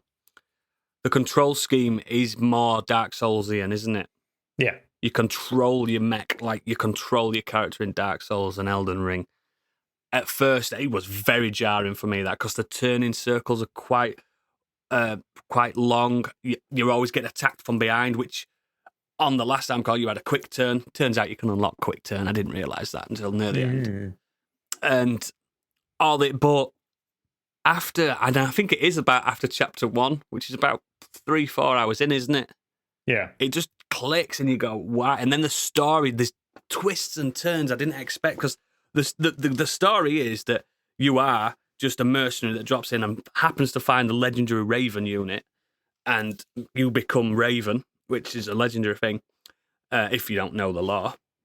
And you've then got like 8 to 10 different corporations vying for your mercenary work. And what you're doing in the middle as a silent protagonist, you're using the fuck out of all of them for your own needs. And you're playing them off against each other. One mission, you could be allied with 2 AC units, armored core units, 2 mechs. And a few missions later, you're fighting them because they are now the enemy, because you're fighting. You're basically Mr. Fence Sitter throughout the whole thing. Yeah. And then something beautiful happens. You become a free agent. And it's not really much of a story spoiler, but it starts going crazy. The plot starts going a bit crazy, a bit alien, a bit weird that you don't expect. And I love that aspect of it. And the scale's fantastic. You don't realise how big the armoured car is until you stand on a car by accident, and the car just explodes. Like, oh shit, I've stood on a car. Like you said, Gadget, it does look like a game that could have been released last gen. It's not stunning. It's just nice. It's got a nice art style to it. It's got a lovely art style to it. Not when I'm walking around as a fucking Gundam, though. It looks weird being all bright white, blue, and yellow in that world, and everyone's like grey and dark and dingy. But it's just the customization's fantastic. The bosses are some of the highlights. I saw people online saying, this boss is impossible. I'm like, it weren't. I've just done it. You know what I mean? I think people are expecting different things from it. And I've been speaking to a lot of Armored Core fans, and they're saying it feels like the PS Vita and the PSP ones, the bit more arcadey ones, that it's less of a simulator and it's more of just a run and gun, Ace Combat style thing. I just think it's fantastic. And did you do any of the arenas or anything like that, Gadget? No, I got it all unlocked, but I didn't do it by the time. The arena stuff's fantastic, and I've unlocked multiplayer and PvP, but I don't want to get sucked in because I will. I don't have to pay PS Plus now, even now it's 400 million quid. But I just think it's probably the best mech game that exists ever, which is massive to say because there's so many mech games. And a lot of people aren't into mech games. The best way I can describe it, and I said it last week, they're like flight sim games, aren't they? They're like arcadey flight games because most of the time you are in the air. And I've unlocked the Bloodborne weapon, Gadget, the pile driver thing. What's that called? What's that called? The one that Jura has. Yeah, the one that Jura has. And I thought, I mean, spoiler alert, I was fighting a guy named Patches. And I'm pile driving him with this fucking like bolt. It's like a bolt gun, isn't it? But and it's the exact same weapon. And if you're a fan of From Software in general, there's loads of callbacks to it and stuff like that. I know there's a Moonlight Greatsword in there somewhere. I've got that. It's not as good as you'd think. But there's loads of. It's just fucking brilliant. And I'm constantly replaying missions to earn money and get better. And I don't know. It's just really fucking good. And the story's a lot better than I thought it were going to be. I just absolutely adore it. It's a 10 out of 10. But if you're not a mech fan, if you're not into games that challenge you in that kind of way, it's easy a 7 out of 10 because it can be quite impenetrable if you don't know the genre. So I'm not recommending it to everyone. I'm recommending it to people that are already going, I'd like to give that a try. Don't expect Dark Souls. Don't expect Elden Ring. Don't expect Bloodborne. None of that. It's none of that. It's its own thing. Its heritage is 20 years old. You know what I mean? Yeah. That's what to expect. But yeah, it's fucking love it. Anyway, Stig, what you been doing? This week, Kate and I started watching Only Murders in the Building. Yeah, I keep seeing it advertised. Yeah, so it's American mystery comedy drama. It stars Steve Martin, Martin Short, and Selena Gomez. And basically, it's these they all live in this like Upper West Side apartment building, like full of all these like crazy and kooky different residents and you know like the superintendent of the building, everyone's got this like funny character about them. But these three they come together one night after the building gets evacuated, and while they're waiting to be let back in, they all discover that they're all the fans of the same murder mystery crime podcast. So they kind of develop. Yeah, so they develop a friendship over this crime podcast, whilst they're out of the building, one of the other residents is murdered. And they suddenly start to create their own. Then they decide to create their own murder mystery crime podcast about the murder in their building. And so the show is hilarious. So Steve Martin plays Charles Hayden Savage. He's a semi-retired actor who used to star in like a popular 90s crime drama, Brazos. You have Martin Short is Olivia Putnam, who is kind of a disgraced, financially struggling Broadway director. Fucking love Martin Short so He's much. so He's good very in this. funny in it. He is hilarious. I just love him, man. I've always loved him. He's great. And then Selena Gomez, Mabel Morris, she's a young artist who's currently living in her aunt's unit, redecorating. I can't picture who Selena Gomez is. Let me have a look. The former Disney child. Yeah, so she's kind of doing up her aunt's apartment. What's the word? I can't remember. Oh, what I'm yeah, looking I've seen for. it before. Condo, Yeah. isn't it? But yeah, so they create this podcast and they're constantly unlocking like clues and everything, and digging deeper and deeper into the residents of this place they live in, and finding out all this like new stuff and all this new information. The show constantly keeps you guessing. So yes, it is a comedy at heart, but there's a lot of drama and mystery there as well that keeps you intrigued. Like we're constantly, as me and Kate are watching this, we're like saying, "Oh, that person there, but what about that person there?" Like it does a really good job of like subverting your expectations on certain people. But yeah, it's currently got 3 series out. They're all on Disney Plus. We've finished season 1 and went straight on to season 2, and yeah, I think it's brilliant. It's an American comedy you will like, Oodles. It's only 10 episodes series as well, half-an-hour episodes, but each episode leaves you with wanting to see the next one, which is very frustrating when you watch a few episodes and it's like midnight and you're like, You want to keep going, it don't ends you? in a cliffhanger. You're just like, oh no, I want to see the next episode, but also I have to go to bed.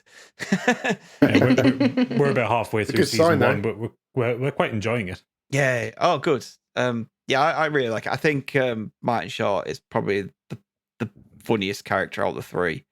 But there is some absolutely amazing Steve Martin moments in the last few episodes. There's 2 moments in the last episode that had me and Kate in stitches. Like he's using his real physical comedy for it. And It's good to see him still working, though, isn't it? yeah, some of the reoccurring characters, like the residents that live there as well, they're all kind of funny and kooky in their own way, and they're really good. There's one episode in it where the whole thing is told kind of from a deaf person's perspective, so there is no sound outside of kind of muffles and things being touched and knocked over, and the occasional like just breath noises and things like that. It's so well done. Like I can't believe they actually did a full episode like that. But I keep seeing adverts for it, and I'm like, I like the adverts, so I'm going to jump on. Yeah, I've been told. Sorry, Gadget. I was going to say, I saw something on TikTok. There's a real estate agent in New York talking about that building that it's filmed in, and about how much those apartments actually cost. Oh.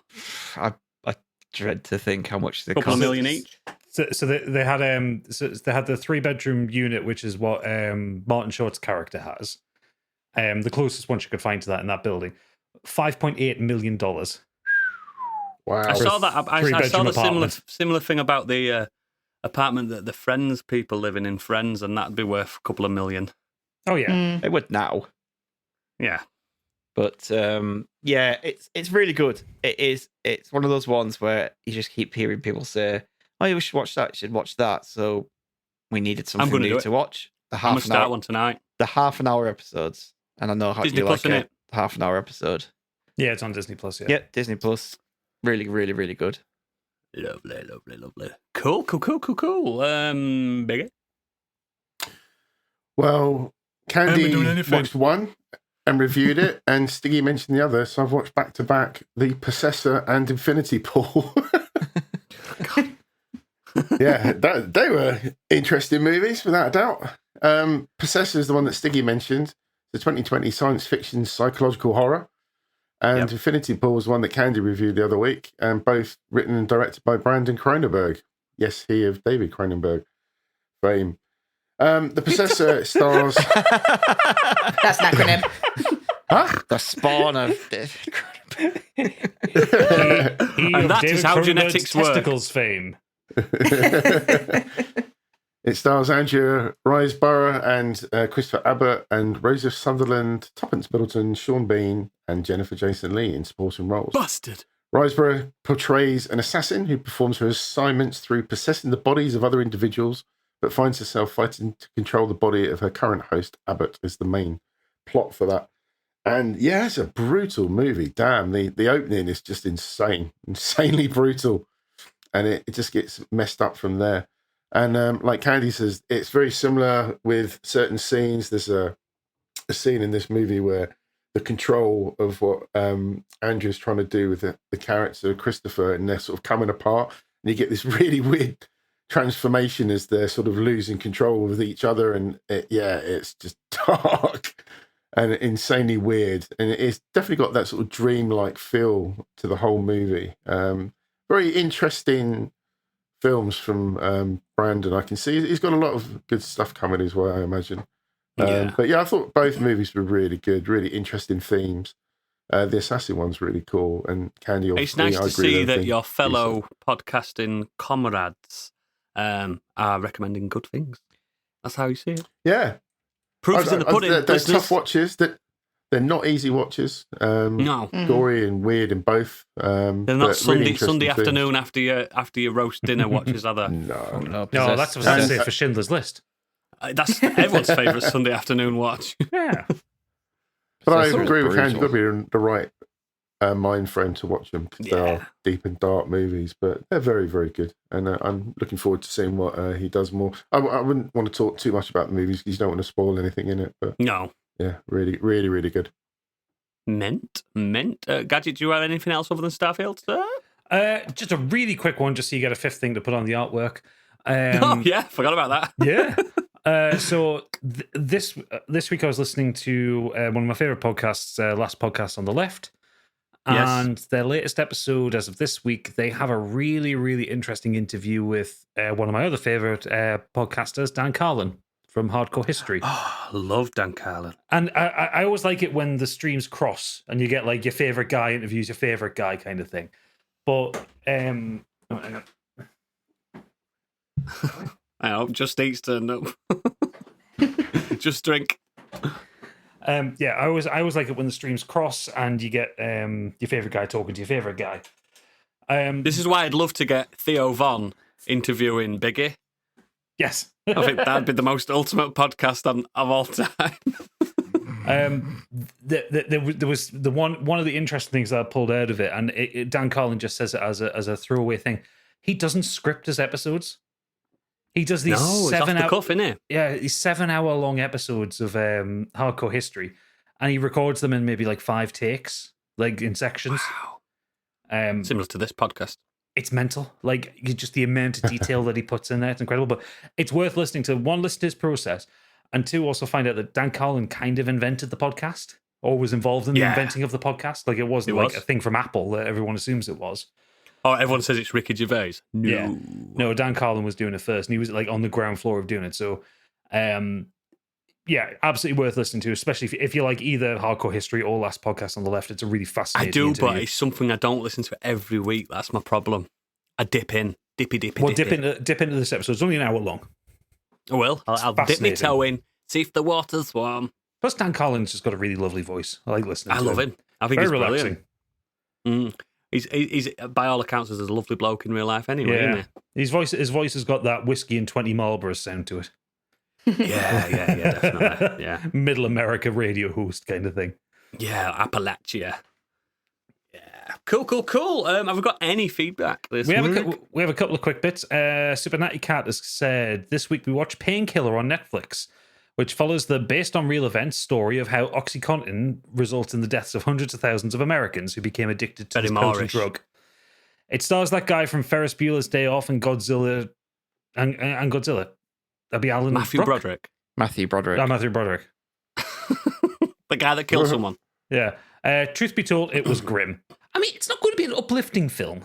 Put that Oxycontin program on. I can't wait. It's going to be a laugh a minute. Oh, God. Life's tragic. Bless her. Best Boy Angry Curtis said, after Oodles... Hang on. Biggie's missed out a load of stuff she's posted. Oh, Biggie. I only saw the one bit from her. She's posted 4. Where, though? I Is went it on his there, fault? I only saw the one. It's Oh, it will be, literally but I only what- saw the one bit. It's a post after a post after a post after a post. Not when I Hang on. looked, it was just one. Let me get to our X page. You have to X. click. It's called an X now. It's called You an have X. to click on the post because the way Twitter is now, I'm not refusing to call it X. I'm being that pathetic. It opens up the thread. Oh, I can't look at it because it wants Oh, me to yeah, sign she's in. posted more All underneath. right, I hang only saw on. the She one. That was says, truth be told, it was grim, yet compelling to the point where I couldn't take my eyes off it. Acting is on point and the scenes of addiction are frightening. Each episode starts with a family describing the loss of their loved ones from this drug and the horrifying thought that the people addicted to Oxycontin were completely normal, straight down the line, law-abiding people, given the drug to help with bad back or recovering from an op. Next thing, they're found dead in gas stations after snorting the stuff crushed up. Must watch, but only you will only watch it once. Theo this week, Stuartacus, has been watching all 3 car movies. He rates them 6 out of 10. The cars move fast and are easy to focus on because we are still learning smooth muscle transitions. But there's a lack of songs, and in the last film, we missed the plot points because he had to do a massive built-in poo. I don't know. It's got Life is a highway. There's never any songs I in will ride Pixar's it all night really long. anywhere. No. They're the only Pixar films I've not seen. Cars. Cars Jesse's one's song, Jesse's great. song. Ugh. Oh, well, everyone said that Cars was crap, so I never bothered. No, Cars one's good. I don't know. It's- Cars I'll- like I'll cars like the down that hill. lower, like the ones that the Pixar films that everyone's like, nah. No, because there's Cars- something Cars crazy one- about it. The fact there's no humans in that world. Cars 1 is decent, but it is still a lower tier Pixar film. Yeah, Think of it, Stig. Cars go to an arena to watch cars race, and they're all cars themselves.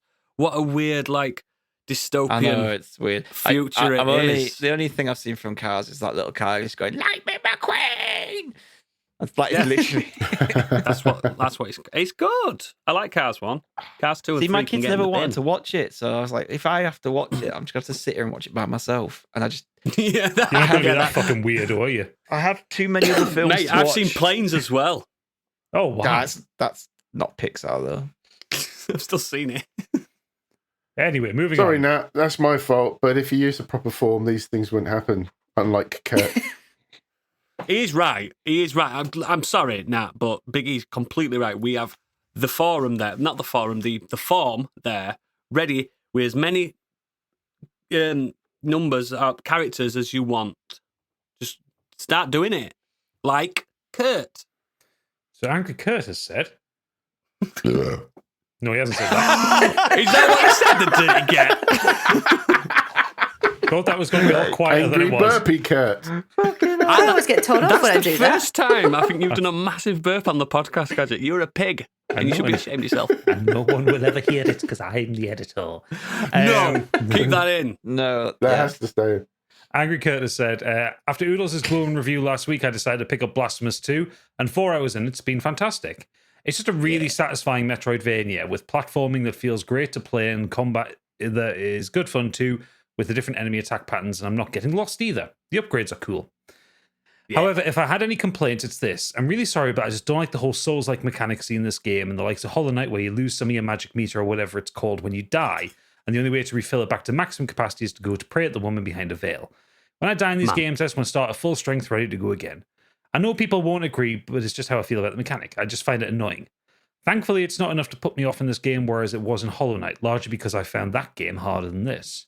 Yeah, not everyone likes the corpse run mechanic.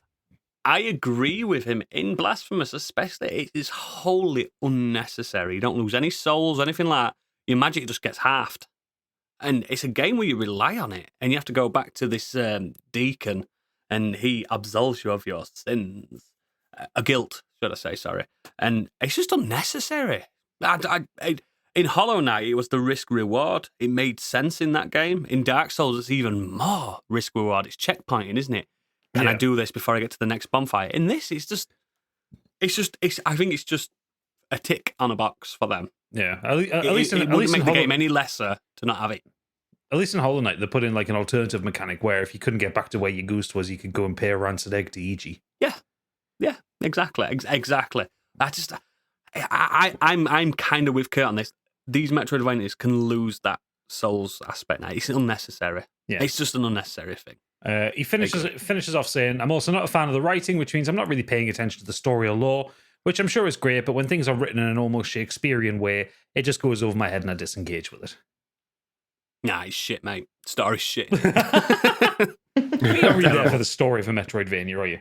No, it's shit, mate. It's just verbose, really orthodox some Spanish kind of lore Catholicism. in Hollow Knight. I have no idea what the fuck it is. I don't know it. No, I just love the Gadget game. knows it. He's watched videos on it. Gadget knows the lore on Hollow Knight, but I didn't know the lore on Hollow Knight either. I don't care. I don't. Go kill When some bugs. you've got really good gameplay, you don't need it. They're all bugs, aren't they? Unless he Bugs, throws bug someone life. off a volcano, I don't care. Yeah. If there's no with Cyberpunk Killzone. Corporation, you're not bothered. Killzone ain't got a story, mate. It's crap. Because the gameplay is the best. That's what I'm saying. They don't have a story. It's just space Nazis, isn't it? That's it. Gameplay's the best. Is that the Yeah, that's the feedback. Yep. Thank you very much. As always, links to all our extracurricular activities are in the show notes and at modernescapism.co.uk. Next week, it's going to be another Nexus. I've got loads, this month. I've done loads. I've got loads of stuff to do. Me too. It's going to be fantastic. Please send it in to the correct forms if you've got things that you want us to read out to you. It's not the end of the show yet. Just a reminder, if you're a patron as well, Kenny Potter will be out on Monday. I was going to get there. Well, you weren't. I weren't. But yeah, Kenny Potter. You said Tuesday? No, Monday the 11th. It's always going to be the second week of the month. Yeah. We need to record another one of them soon, don't we? I need to watch a film. I need to finish reading the book. The book's too fucking big. They're massive tomes, aren't they? But yeah. Read every other word. Kenny Potter's really good. Are we going to get a Too Fast, Too Curious anytime soon? You guys Nope. going to be watching that film? No? Nope. Not yet, but we will. No. We also did, I don't know if you'll have heard it by now, the Scotch Sheep wrap-up. We did that. That was quite enlightening because it reminded me of something I did 3 months ago. No. You dick. Really enlightening. But yeah, it's all good stuff. If you are a patron, you'll see us in the green room. But before that, I am wondering what's going on in that little red head of hers. It's a trip down Candyland.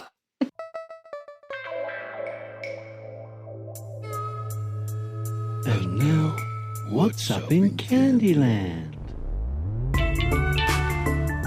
I've got some life hacks to live by this week, and Not when I'm I drinking, can mate. say I can say 100% I use this in everyday life, all of them. Proper toilet. Here we go. So I've got top 10 used almost every day in this household. This household being me. Right. In this family. There we go. We're a life hack family. If your car's making a strange noise, turn the radio up. Yeah. If you have unexpected guests, quickly put a bunch of clean dishes on the dish rack, so it looks like you've got the situation in the sink under control, like you're working your way through it. Why can't you just wash them? How does that cover like the rest of the bomb site that is your kitchen? You've got it in hand. You Or, started. Candy, You started. remember, there's only you in your household. Just wash the plate after you've used it. Or don't invite people round. Wow. They'll never see the game Basket- again then. That's the point. That's the thing. Bath your cat by putting dish soap in your toilet, put the cat in the toilet, close the lid, then let nature do the hard work. Now I know why that cat beats fuck out of you. Yeah, Candy, just kind of roll up your sleeves. I just want to see all the scars. Actually, I do have You want to know a couple. how I got these scars? Put the cat in the toilet. Where are we? Park anywhere for free by lifting your windscreen wipers up so parking attendant can't leave a ticket. Wow. You can just No, they stick to the You can put windscreen. it down. It sticks to the windscreen. Yeah. Also, some of them they just. They've got sticky bits on them, haven't they? Nah. Yeah, but then if your windscreen wipers are up, how are they going to get to you? Like, Is this why you that's keep a getting defense tickets? mechanism. Nah, it's fine. It works. Mate, I don't drive, and I know that they just stick them on. I don't think so. I don't think so, my so. darling. No, I don't think so, my darling. Look at me with that. I don't think so.